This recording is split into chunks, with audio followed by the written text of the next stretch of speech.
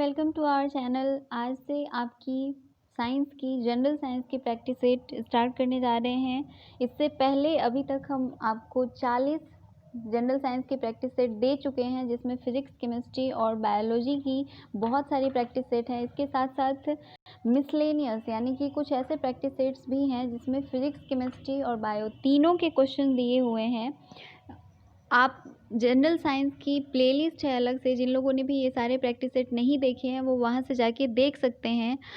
इसके अलावा इस चैनल पे हम डेली क्विज़ भी लाते हैं जो कि टेलीग्राम पे आता है। आप हमारा टेलीग्राम ग्रुप ज्वाइन कर सकते हैं, जिसका लिंक इसके डिस्क्रिप्शन में दिया हुआ रहेगा। वहाँ से जाके आप इसे ज्वाइन कर सकते हैं। इसके अलावा हमारा इंस्टाग्राम लिंक भी है, फेसबुक लिंक है। आप इंस्टाग्राम पे, फेसबुक पे हमें ज्वाइन कर सकते हैं। वहाँ से आपको क्वेश्चंस भी मिलते रहेंगे और आपकी प्रैक्टिस भी होती रहेगी। अब शुरू करते हैं। हमारा पहला आज का सवाल है, the study of flower is known as. फूलों के अध्ययन को क्या कहते हैं? इसके ऑप्शंस हैं फेनरोलॉजी, एंथोलॉजी, क्रिस्टोलॉजी एंड पेलिनोलॉजी। ये मैक्सिमम चीज़ें आपकी हिंदी में ही होती इंग्लिश में ही होती हैं, तो इसलिए हिंदी में ये ना ऑप्शन लिखे हुए हैं। इस बात से जिन्हें भी हिंदी में प्रॉब्लम हो वो परेशान नहीं होंगे, क्योंकि ये हिंदी में भी इंग्लिश ही होती है, इसका हिंदी नहीं है। जो चीज़ें आपको अगर किसी भी तरह का प्रॉब्लम हो तो आप हमें कमेंट करके कमेंट सेक्शन में हमें बता सकते हैं। इसका जो करेक्ट आंसर होगा वो होगा एंथोलॉजी। एक्चुअली जो फ्लावर्स होते हैं उनको बोला जाता है, मतलब जो फ्लावरिंग होती है, जो बर्ड से फ्लावर बनता है, उसको बोलते हैं एंथेसिस। और वहीं से ये टर्म आया है, एंथेसिस से एंथोलॉजी, यानी कि ये स्टडी ऑफ फ्लावर जो है वो एंथोलॉजी कहलाती है।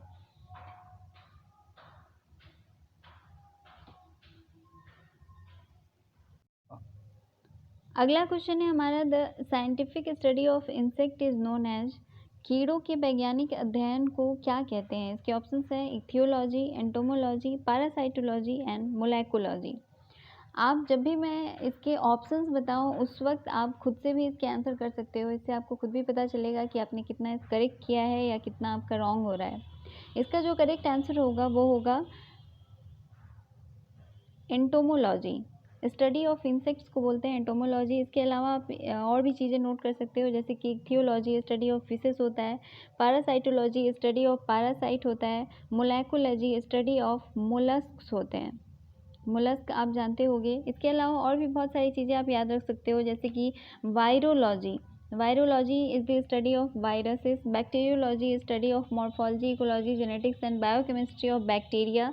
और इसके अलावा अगर आप इन सारी चीज़ों के बारे में और डिटेल में जानना चाहते हो तो इसके लिए हमारा जनरल साइंस में ही फर्स्ट वीडियो है, जिसमें हमने बायोलॉजी की ये चैप्टर बहुत अच्छे से ब्रीफली डिस्क्राइब करके वहाँ पे पढ़ाया हुआ है। आप वहाँ से जाके प्लेलिस्ट में उसे देख के, पढ़ के और नोट कर सकते हैं।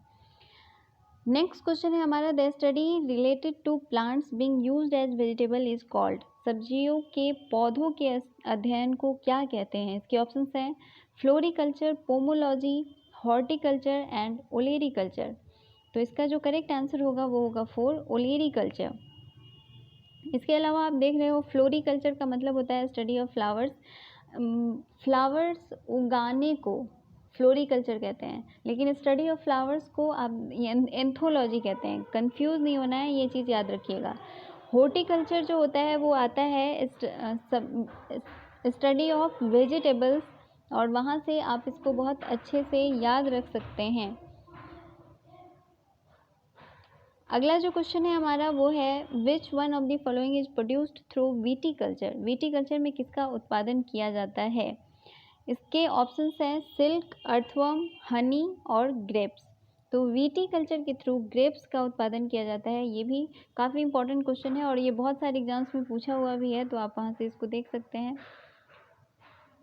अगला क्वेश्चन है, hypothesis given by Oparin about origin of life is known as. उत्पत्ति के सिद्धांत के बारे में ऊपर इनकी मत को बताएं।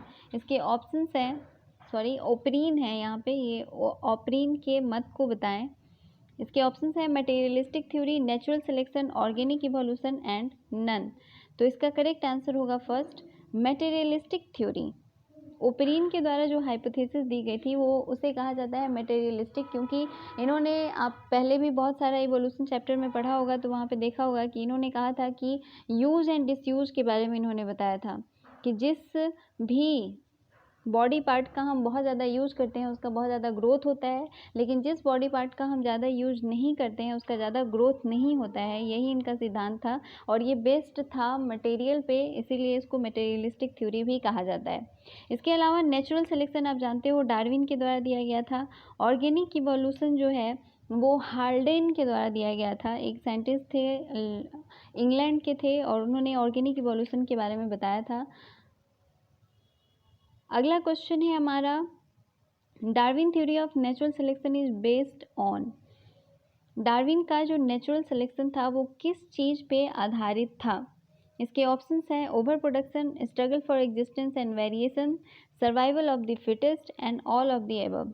इसका अगर एकदम करेक्ट आंसर आप जानोगे तो वो होता है second, struggle for existence and variation, लेकिन यहाँ over production, survival of the fittest भी करेक्ट है, तो इसका ओवरऑल आंसर होगा ऑल ऑफ द एबव। अगला क्वेश्चन है the main factor of evolution is. विकास का मुख्य घटक क्या है?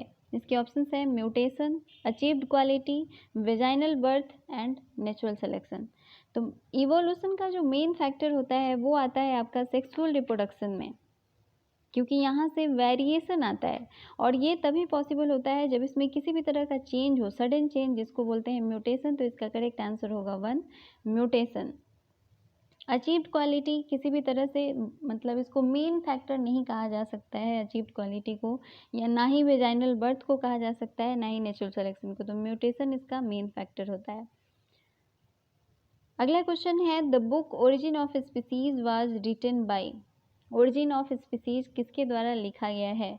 इसके ऑप्शंस हैं Linnaeus, Lamarck, Mendel and Darwin. तो ओरिजिन ऑफ स्पीसीज बुक जो है वो डार्विन के द्वारा लिखा गया है। इसका करेक्ट आंसर होगा 4। अगला क्वेश्चन है the reason of large scale diversity among the organism is. इतने बड़े पैमाने पे विविधता का कारण क्या है? इसके ऑप्शंस हैं एडेप्टेशन, कॉपरेशन, ये कॉर्पोरेशन मिसप्रिंट हो गया है, कॉपरेशन होगा, म्यूटेशन एंड पॉलीप्लॉइडी। तो लार्ज स्केल डाइवर्सिटी जो है वो पहले ही मैंने आपको बता दिया है म्यूटेशन के थ्रू आता है। तो इसका करेक्ट आंसर होगा 3, म्यूटेशन। अगला क्वेश्चन है आर्कियोप्टेरिक्स इज। आर्कियोप्टेरिक्स क्या है? इसके ऑप्शंस हैं most ancient bird of Jurassic age, reptiles of Jurassic period, reptiles of Triassic period, reptiles of both Triassic and Jurassic period. ये क्वेश्चन बहुत ज़्यादा इंपॉर्टेंट है और इससे रिलेटेड बहुत सारे क्वेश्चन पूछे गए हैं। इसका जो करेक्ट आंसर होगा वो होगा most ancient bird of Jurassic age. इसके साथ आप इसमें ये भी याद रखिएगा आर्कियोप्टेरिक्स जो है वो कनेक्टिंग लिंक होता है रेप्टाइल्स एंड बर्ड्स के बीच का। ये बहुत बार ये क्वेश्चन पूछा गया है कि रेप्टाइल्स एंड बर्ड्स के बीच का जो कनेक्टिंग लिंक है वो क्या है? तो वो होता है आर्कियोप्टेरिक्स। अगला क्वेश्चन है latest ancestor of modern human is. Modern human का जो लेटेस्ट एंसेस्टर है वो कौन है? इसके ऑप्शंस हैं जावा man, crow Magnon man, Neanderthal man and picking man. तो इसका करेक्ट आंसर होगा सेकेंड, क्रो मैग्नन मैन को latest ancestor of modern human कहा जाता है। आप जानते हो कि ह्यूमन इवोल्यूशन में जब आप पढ़ोगे तो वहाँ पे ब्रेन कैपेसिटी के आधार पर बताया जाता है कि कौन सा किसके बाद किस तरह से डेवलपमेंट होती गई है। आप ब्रेन कैपेसिटी में देखोगे तो निएंडरथल मैन का ब्रेन कैपेसिटी 1400 सीसी होता है। ये भी बहुत बार पूछा हुआ क्वेश्चन है तो इसको याद रखिएगा। क्रो मैग्नन मैन का 800 है। और जो होमो सेपियंस हैं, जो कि मॉडर्न ह्यूमन जिनको कहा जाता है होमो सेपियंस, नाम याद रखिएगा। साइंटिफिक नेम में आप बहुत बार क्वेश्चन पूछा भी हुआ है और आपको याद भी रखना होता है। ह्यूमन का होमो सेपियंस होता है और इसकी ब्रेन कैपेसिटी 1200 सीसी है। अगला क्वेश्चन है डायनासोर्स वेयर इन। डायनासोर्स कब पाए जाते थे? इसके ऑप्शंस हैं Palaeozoic era, Cenozoic era, Mesozoic era and Pleistocene era. तो डायनासोर्स जो है वो मेसोजोइक एरा में पाए जाते थे। तो इसका करेक्ट आंसर होगा 3rd, Mesozoic era. Next question, who explain first the evolution of life. सबसे पहले इवोल्यूशन ऑफ लाइफ को किसने एक्सप्लेन किया था? इसके ऑप्शन है Newton, scientist, Charles Darwin and Lamarck. तो इसका करेक्ट आंसर होगा 4। लेमार्क ने सबसे पहले इवोल्यूशन ऑफ लाइफ के बारे में बताया था और इन्होंने यूज एंड डिसयूज टर्म बताया था। इसके बाद चार्ल्स डार्विन आए थे, इन्होंने बहुत सारा चीज़ एक्सप्लेन किया और इन्हीं का अभी तक इवोल्यूशन में थ्योरी चलती आ रही है। अगला क्वेश्चन है the mutation theory of evolution was enunciated by. जो म्यूटेशन थ्योरी था वो किसके द्वारा दिया गया था? मैक्सिमम जो ये चैप्टर है इससे साइंटिस्ट के नेम पे क्वेश्चन ज़्यादा पूछा जाता है, तो इसलिए साइंटिस्ट के नेम आप ज़रूर याद रखिएगा। इसके ऑप्शन हैं Huxley, Darwin, Lamarck and Hugo de Vries. तो इसका करेक्ट आंसर होगा 4। ह्यूगो डिवरीज ने सबसे पहले एक्सप्लेन किया था म्यूटेशन को और इनकी स्टडी जो है वो जेनेटिक्स में भी काफ़ी ज़्यादा आप पढ़ोगे। ह्यूगो डिवरीज की बहुत सारी एक्सपेरिमेंट को वहाँ पे काफ़ी अच्छे से एक्सप्लेन किया हुआ है, तो जब हम जेनेटिक्स का रिवीजन कराएंगे तो वहाँ पे आपको वो चीज़ काफ़ी अच्छे से बताएंगे। इससे पहले हमने बायो के बहुत सारे चैप्टर्स पढ़ाए भी हैं जो कि जनरल साइंस के प्लेलिस्ट में हैं, आप वहाँ से जाके पढ़ सकते हैं और अपनी तैयारी अच्छे से कर सकते हैं। अगला है the book the origin of species was written by. ये इसका आंसर मैं ऑलरेडी आपको बता चुकी हूँ, ये पहले भी एक क्वेश्चन था और इसका आंसर आप हमें कमेंट करके ज़रूर बताइएगा हमारे कमेंट सेक्शन में कि इसका करेक्ट आंसर क्या होगा। The book the origin of species was written by. Options हैं, आप सिर्फ ऑप्शन भी लिख सकते हैं या साइंटिस्ट के नाम भी लिख सकते हैं, तो ये हमें कमेंट बॉक्स में कमेंट करके ज़रूर बताइएगा। अगला क्वेश्चन है Philosophie Zoologique was written by. Philosophie Zoologique किसके द्वारा लिखा गया है? इसके ऑप्शंस हैं Lamarck, Darwin, Hugo de Vries and Linnaeus. तो इसका करेक्ट आंसर होगा 1।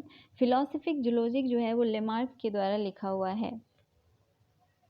अगला क्वेश्चन है व्हाट इज हाइड्रोपोनिक्स। हाइड्रोपोनिक्स क्या है? इसके ऑप्शंस हैं growing plant without soil, grafting plant, study of vegetables, soil conservation.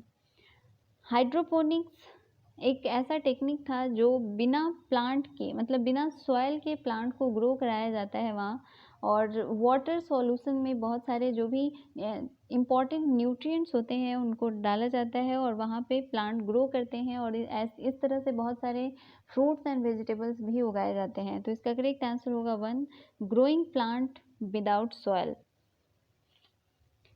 अगला क्वेश्चन है pedology is the science related to the study of. Pedology विज्ञान किससे संबंधित है? इसके ऑप्शंस हैं atmosphere, soil, pollutants and seed. तो पीडोलॉजी बेसिकली आता है सॉइल के लिए, इसका करेक्ट आंसर होगा 2। सॉइल जो है वो मतलब सॉइल की स्टडी को हम पीडोलॉजी कहते हैं और ये बहुत बार बहुत सारे एग्जाम्स में पूछा हुआ है, तो उसको याद रखिएगा।